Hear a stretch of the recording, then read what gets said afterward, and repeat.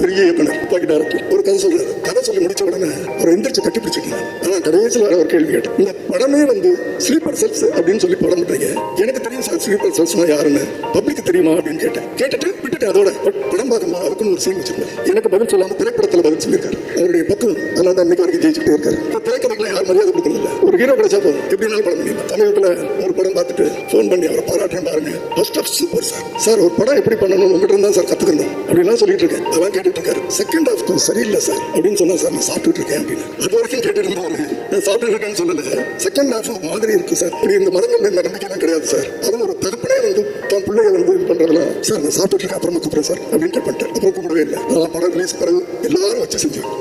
என்ன சொல்றேன்னா இந்த நம்ம சொல்றத ஃபீட்பேக் அவங்க எடுத்துட்டு அதை மாற்றி இருக்கலாம். அதுக்கு டைம் இருக்கு, 5 நாள் டைம் இருக்கு. இந்த விமர்சனங்களை தாங்கிக்கிற தைரியம் இல்லை, பக்குவம் இல்லை. அத்தனை விமர்சனங்களும் நான் சொன்னதை சொல்லியது இந்த படத்துல.